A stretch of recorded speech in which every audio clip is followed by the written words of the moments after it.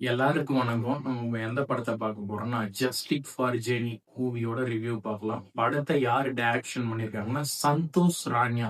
இவங்க தான் இந்த படத்த டைரக்ஷன் பண்ணியிருக்காங்க.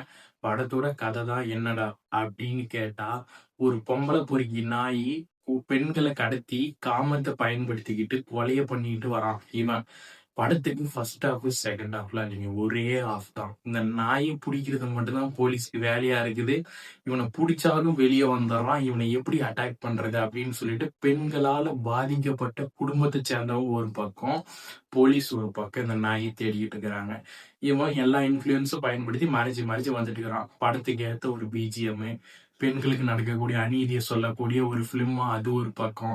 இந்த மாரி நாய்ங்கள வந்து புடிக்கிறதுக்காக போலீஸ் படுற கஷ்டம் அது ஒரு பக்கம்.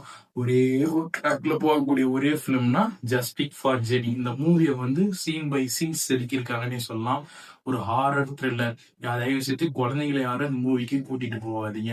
இந்த ஃபிலிம் வந்து ரொம்ப ரொம்ப சூப்பரா போய்கிட்டு இருக்குது. ரொம்ப லேக்லாம் இல்ல. 1 மணி நேரம் 52 நிமிஷமா குடுத்திருக்காங்க. ஃபர்ஸ்ட் ஹாஃப், செகண்ட் ஹாஃப்லாம் இல்ல. ஒரே ஹாஃப் தான்.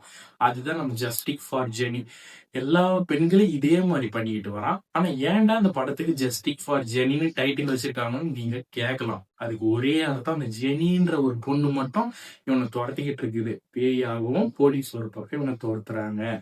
அவனை புடிச்சிட்டா இந்த பிலிம் வந்து முடிஞ்சு போயிடும். வேற எந்த ஒரு இடத்துக்கும் எக்ஸ்ட்ரா டைம் கொடுத்து ஸ்கிரீன் பிளேவை எடுத்துட்டு போகாத ஷார்ட் அண்ட் ஸ்வீட்டாவே முடிச்சிட்டாங்க டைரக்டர் சஞ்சய் ரான்யா மேம். ரொம்ப ரொம்ப சூப்பரா இருக்குது. எனக்கு வந்து இந்த படம் வந்து ரொம்ப பிடிச்சிருக்குன்னே சொல்லலாம். உங்களுக்கு நான் என்ன சொல்றேன்னு புரியுன்னு நினைக்கிறேன். மறுபடியும் அடுத்த படம் ரிவ்யூல பார்க்கலாம்.